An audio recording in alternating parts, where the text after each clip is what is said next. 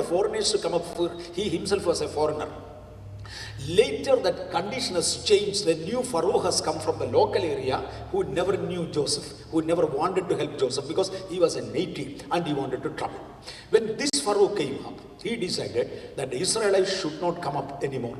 So finally he said that any baby, a male baby, newly born, will be thrown into river Nile. ഈ Nile നദിക്ക് ചില പ്രത്യേകതയുണ്ട്. അറിയാം, നമ്മൾ ആത്മയുദ്ധം എല്ലാം കൂടെ ചേർത്ത് മിക്സ് ചെയ്താൽ പോകുന്നത്.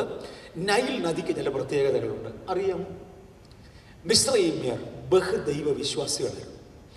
അവർക്ക് പ്രധാനമായും 10 വിഭാഗത്തിൽപ്പെടുന്ന ദൈവങ്ങളുണ്ട്. അതിനെ മേജർ ഡൈറ്റീസ് എന്ന് വിളിക്കുമായിരുന്നു. 10 പ്രധാന ദേവതകളെ മേജർ ഡൈറ്റീസ് എന്ന് വിളിച്ചിരുന്നു. മേജർ ഡൈറ്റീസിൽ ഒന്നാണ് ജലദേവത. ജലദേവതയുടെ റാണിയായിരുന്നു ഈജിപ്തിലെ നൈൽ നദി. എൻ്റെ ദേവതയ്ക്ക് നിന്റെ കുട്ടികളെ കുരുതി കൊടുക്കാനാണ് അത് പറഞ്ഞത്. അതുകൊണ്ടാണ് ഇസ്രയേലിൻ്റെ ബലത്തിൽ നിന്ന് ജനിക്കുന്ന ആൺകുഞ്ഞുങ്ങളെ നൈൽ നദിയിൽ കൊണ്ട് എറിയാൻ ആവശ്യപ്പെട്ടത്. നിന്റെ കുഞ്ഞുങ്ങളെ എൻ്റെ ദേവതയ്ക്ക് ബലികൊട്. ഇന്നും നടക്കുന്ന അത് തന്നെയാണ്. You know, the Egyptians are 10 different deities called major deities. We will go deeper into that. And out of them, Nile was one of the major deities, and that was their goddess. Even in the world today, there are a number of people who worship the goddess water. Nile being the queen of it, he said, all your children should be thrown for my goddess to be sacrificed. And Israelites decided not to do it, but there no way. Finally, they have come to a conclusion. They said, until God Almighty interfere, until God Almighty remove this Pharaoh from the world, no more Israel will have a child. Total control on the birth. We will not have any more children so that we need not to throw them out. No unmarried person will marry now. Already married families will keep separation, that we will not have any more child. At this time, the Spirit of the Lord spoke to a Levite that God wanted a child at this season, but he cannot marry. He had to go out and marry. He went out of the society. And there was a girl to follow him. Because those two, they had a vision of God. I'm coming from the generation, not from the generation of Moses, but a generation behind. God wanted to do something. He had been selecting people who are available to God when there is a vision imparted. The whole Israelites made a decision. We will not marry again and we will not have a child unless King Pharaoh is removed. God has to do it, and God will. But one man among them had a new intention, a new vision, a new feeling that this is the generation that God wants to raise and there has to be a leader. He went out and got married. Only King James gave that one word, out. He went out and married. A child was born, 1 or 2 or 3. Moses was one among his children. Moses was one among his children. ആ കുടുംബത്തിനാണ് മോശ ജനിച്ചത്. മോശ തിരഞ്ഞെടുക്കുന്നതിന് മുന്നമേ കാഴ്ചപ്പാടുള്ള മാതാപിതാക്കളെ ദൈവം തിരഞ്ഞെടുത്തു. ദൈവത്തിന് ഒരാളിനെ വേലയേൽപ്പിക്കണമെങ്കിൽ, ഞാൻ എവിടുന്നാണ് തുടങ്ങിയത്? ദൈവത്തിൻ്റെ മേധയുടെ പ്രസംഗമാണ്. ദൈവത്തിൻ്റെ ഒരു കാര്യം ചെയ്യണമെങ്കിൽ ഒരു തലമുറ മുമ്പേ തമ്പുരാൻ അന്വേഷിക്കാൻ തുടങ്ങി. അബ്രഹാമിനോടുള്ള വാഗ്ദത്തം നിറവേറ്റിയെടുക്കേണ്ടതിന്, ഈ ജനത്തെ മിസ്രയീമിൽ നിന്ന് പുറത്തു കൊണ്ടുവരേണ്ടതിന് എനിക്കൊരാളിനെ വേണം. ആ ആളിനെ ഏത് കുടുംബത്തിൽ അയക്കാൻ കഴിയും? അതിന് കൊള്ളാവുന്ന പേരൻസിനെ വേണം. തമ്പുരാൻ തപ്പുന്ന പേരൻസിനായി ഞാൻ ദൈവത്തെ സ്തുതിക്കുന്നു. തൻ്റെ ഒരു പേരൻസിനെ കണ്ടുകിട്ടി. കാര്യം നാടിൻ്റെ നിയമത്തിന് എതിരെ, ജനത്തിൻ്റെ തത്വത്തിന് എതിരെ യുദ്ധം ചെയ്യുവാൻ ദൈവത്തിൻ്റെ കാഴ്ചപ്പാടുകളെ അപ്ഹോൾഡ് ചെയ്യുന്ന ഒരു ജനതയ്ക്ക് മാത്രമേ ഇങ്ങനൊരു ജനറേഷൻ്റെ ആവശ്യമുള്ളൂ. മോശ അവർക്ക് ജനിച്ചു. ജനിക്കുന്ന ആൺകുഞ്ഞുങ്ങളെ കൊണ്ട് നദിയിലിടണമെന്ന് നിർബന്ധമാണ്. എത്ര കുഞ്ഞുങ്ങൾ ഉണ്ടാകത്തില്ലെന്നൊക്കെ പറഞ്ഞാലും വീടുകളിൽ കുഞ്ഞുങ്ങൾ ഉണ്ടായിരുന്നു. കുടുംബമാണോ? അങ്ങനെയൊക്കെ ഉണ്ടായി. അതിനെ ഒക്കെ കൊണ്ട് നൈൽ നദി കൊടുക്കുമ്പോൾ മോശയുടെ അമ്മ പറഞ്ഞു, എൻ്റെ കുഞ്ഞ് വേറൊരു ഉദ്ദേശത്തിന് വേണ്ടിയാണ്. Though there was a ruling that there won't be children for the Israelites, there were children born, and they were being thrown as per the normal way. There was no other way. They were all being sacrificed to this goddess. And when Moses was born, the mother of Moses knew that this child is somebody different, and I will not throw him just like that.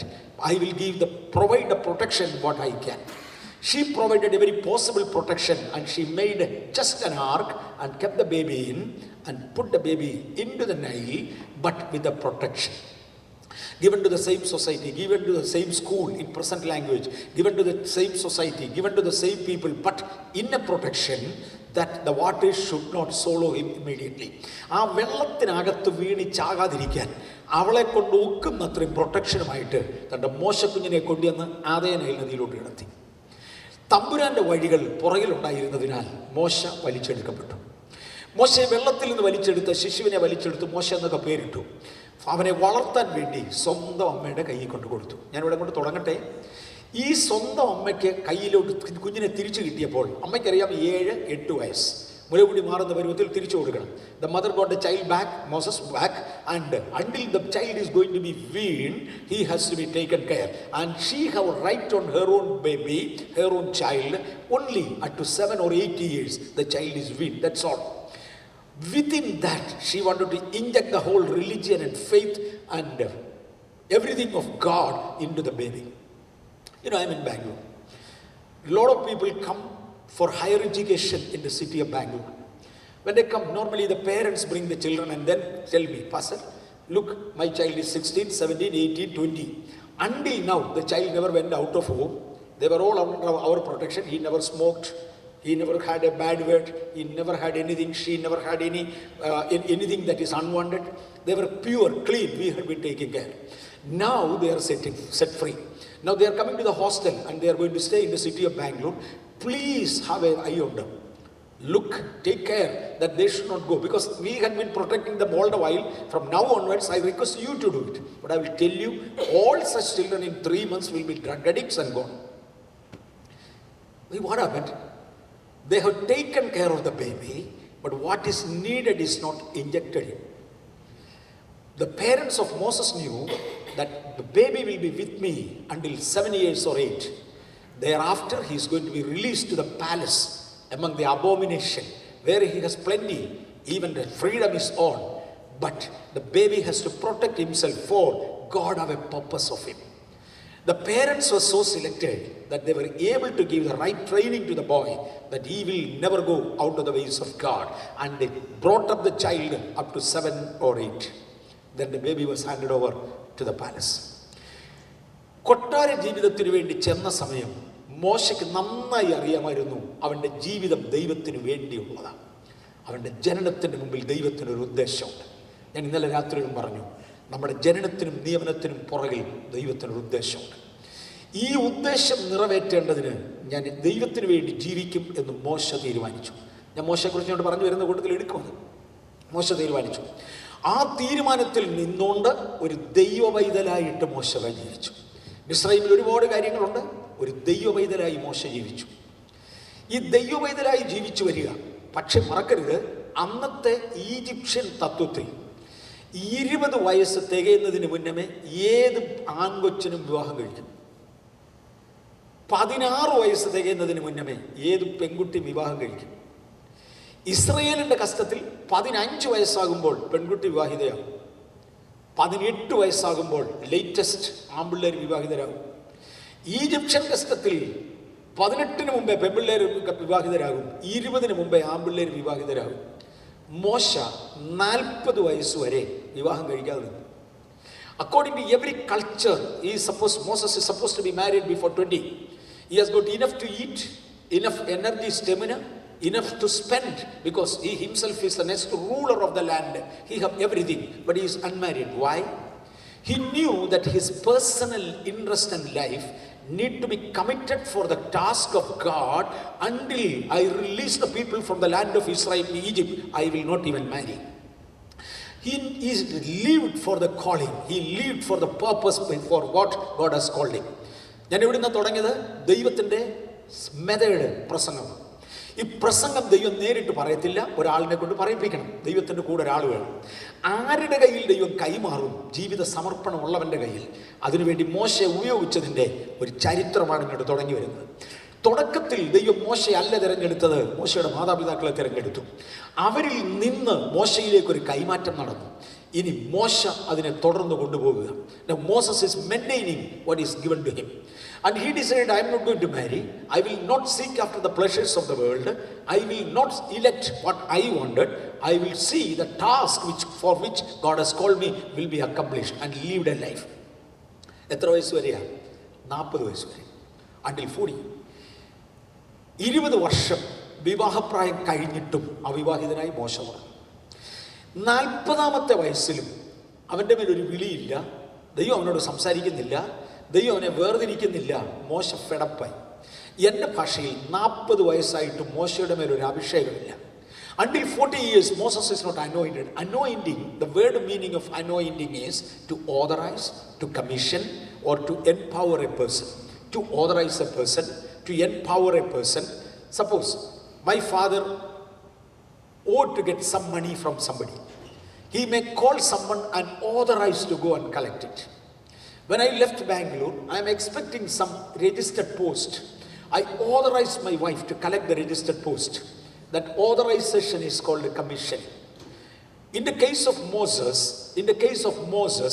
until the age of 40, he doesn't get the authorization.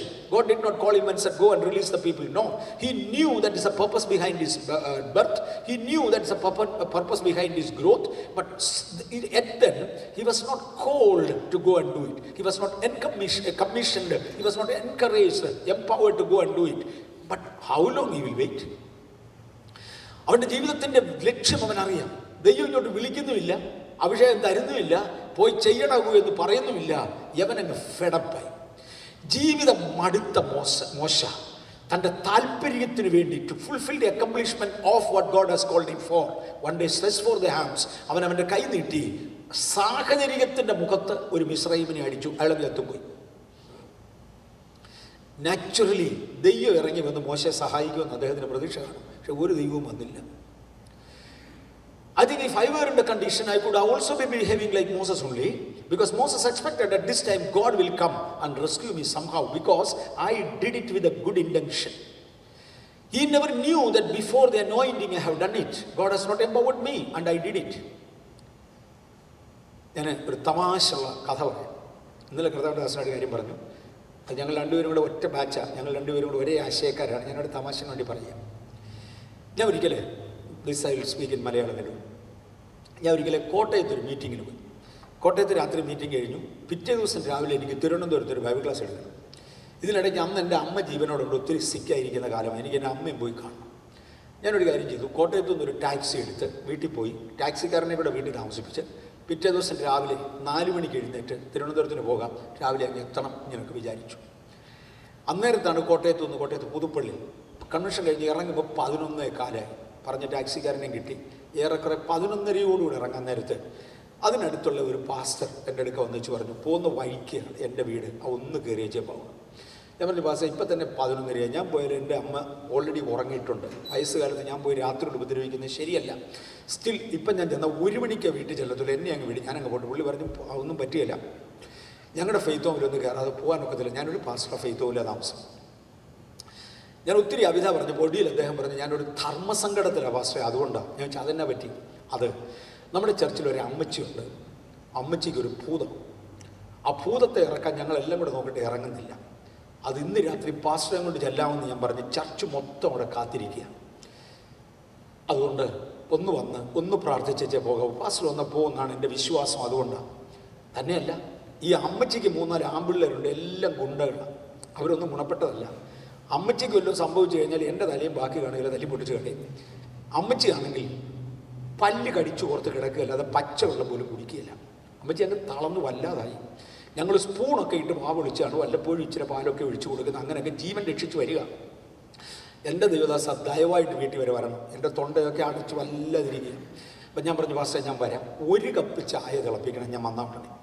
അത് തിളയ്ക്കുന്നത് വരെ ഞാൻ പ്രാർത്ഥിക്കും. തിളച്ച് കഴിയുമ്പോൾ കുടിച്ചുകൊണ്ട് ഞാൻ സ്ഥലം വിടും. അപ്പോൾ 5 മിനിറ്റ് ചായ പതുക്കെ തിളച്ചാൽ 10 മിനിറ്റ്, അതിൽ കൂടുതൽ ഞാൻ ഇരിക്കത്തില്ല, എന്നെ അങ്ങ് വിടണം. അങ്ങനെ സമ്മതിച്ചു. നമ്മൾ ഒറ്റ കപ്പയിട്ടാൽ 2 കപ്പിട്ടാൽ തിളയ്ക്കാൻ താമസിക്കും. അതുകൊണ്ട് അത്രയും നേരത്തേക്കൊന്ന് പ്രാർത്ഥിക്കാം. ഞാനവിടെ ചെന്നപ്പോൾ കംപ്ലീറ്റ് ചർച്ച അവിടെ ഇരിപ്പുണ്ട്. അമ്മച്ചിയുടെ തലയിലോട്ട് ഞാൻ കൈവച്ചു. ഒരു ഭൂതമങ്ങ് ഇളകി. ഒരു ഭൂതം ഇളകി ഞാൻ പോവുകയില്ല, ഞാനിതിനെയും കൊണ്ടേ പോകും. ഞാൻ പറഞ്ഞു, പക്ഷേ നിന്നെ പറഞ്ഞു വിടാനാണ് ഞാൻ വന്നേ. അപ്പോൾ ചായ തിളയ്ക്കുന്നോ ഇല്ലയോ എന്നുള്ളത് പിന്നെ ഞാൻ നോക്കിയില്ല. നിന്നെ പറഞ്ഞു വിടാനാ ഞാൻ വന്നത്, ഇളകി കിട്ടുകയല്ലേ. അപ്പോൾ പറഞ്ഞാൽ അത് ഇവൾ